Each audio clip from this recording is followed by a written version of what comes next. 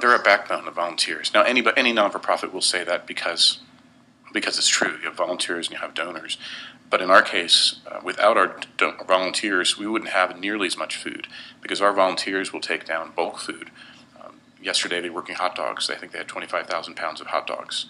They have to be repackaged from bins that weigh about between 4,000 to 5,000 pounds into small family-sized packages. This isn't video, so you can't see. Maybe about a foot tall and about, 8 inches in diameter, and then frozen within 72 hours of production. If they're not, we have to throw them out. And the nice thing about hot dogs is some people, do you enjoy an occasional hot dog? Or are you anti-hot dog? Vegetarian. Either way, even if you're vegetarian, protein is the most expensive part of any diet.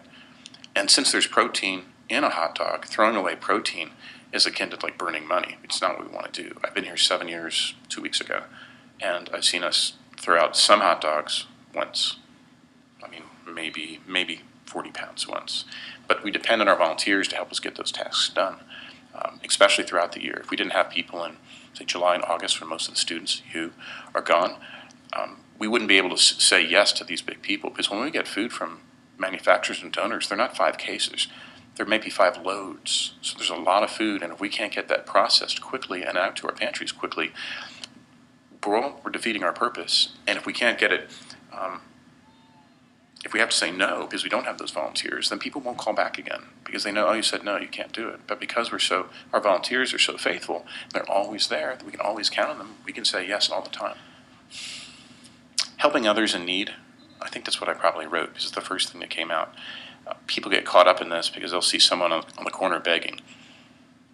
When someone who begs is a beggar, as much as that's a definition of what they're doing at the time. It's not at this, but that's what they do. They think that charity somehow, often people, they think charity is something that's wrong, or it's charity on their terms. I'll give because I think this. Well, that's a smaller form of charity. I think a larger form of charity is helping others, maybe uppercase. I help my neighbors. My next door neighbor, I cut his lawn for the last 12 years. He's an older man. He could do it, but he's got other things to do, and I enjoy cutting lawns. I don't ask for anything. He doesn't pay me. That's a form of charity, but it's not because he's weak. He has some strength. Now, the people we serve, our clients, if you're newly divorced, you have 2 children, you're in a tough bind, you don't have family in state, you're in trouble, you need help. How long will we need help? I don't know. It's our job to help that you know enough that you need help, and we give it to you now. Some of our clients might only come to a food pantry 4 times, and that's it, ever. Others might get laid off, and they get to the food pantry. They get laid off in the food pantry. And get laid off, they know where to go. And some people do stick around for a few years. And then we see some of those same people disappear as a client, and then I see them as volunteers or writing a check. So it's a big word, charity. I think charity is really from within. How can you help? Before I started here at the food bank, I had my own photo studio, and in 10 years, I gave 10 years worth of photography for free to the food bank. It's the ability I had. That's something I could give. For you, it'd be something else. I don't think it's a matter of how much. It's a matter of, are you giving? I think the first thing the students could really see is that to see the community. You can't do good things for people if you don't see the people who see the need or the wealth of it. And I think a lot of the students, many of the students come in on a 4-year track and then they're gone again. Their heads are elsewhere. They're shooting for National Geographic, they're at NBC News, they're especially in the journalism school. I think the more successful students realize, I'm in Columbia right now for 4 years. This is my town for 4 years. Invest in the town. Whether it's going out for entertainment, spending your money here, getting off campus. Getting off campus really helps because you don't see a lot of people in need on campus. As a matter of fact, we do have a pantry on campus, a Tiger Pantry. I'm familiar with it or not. But that's not the majority. So I think once you're in the community and see the need, it's easy to, now what will you do? And stop thinking about resumes. Oh, look good at my resume. I got to be honest with you, your resume is good for about 20 minutes after your first job.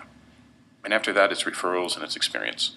If you find something you really like, I gave out blood, 20 gallons of blood, and then I started giving platelets. I don't know if you're familiar with platelets, 422 times. It's something I got excited about. I like doing, so I did it. I didn't worry about, well, I don't do X, Y, and Z. I did R. I was faithful to R. I'd suggest people go in deep, not shallow. And I don't mean shallow as in they're bad causes, but pick 1 or 2 things you really like, and then really invest your time into it. If you want to help Habitat for Humanity, my brother does, and he's given up. He gets 3 weeks vacation a year, and he takes 2 weeks every year for Habitat. He's on the East Coast. He's done that for as long as I give him blood. That's what he does. Blood is what I do. They're both good things, but it has to fit you. You can't. Sometimes these can be social things. Volunteering at the food bank, come down with your house. And wow, it's a good time. It is. It's a good time, and you can have things done. But long term, you can't do things you don't like. Do you work out? What do you do? What's your choice of working out? It's probably not everything. Pretty much. I usually just do elliptical. Okay, so you do something in a gym. Other people will swim. My sister swims, and she's swum for 35 years. That's the only thing she does. But she likes swimming. Put her on a machine, and she'd be miserable. She might get a better workout. She'd be miserable. So you have to find something that you're passionate about and something that you enjoy, and then invest deep. And don't worry about, oh, I've only started for a year. Or later on, I found something else. Feel free to go, oh, well, I did this for 5 years, but I really found, oh, this is even better. You might do that for 10 years, and oh, look at this. I can do this as well. So forget the resume and just give.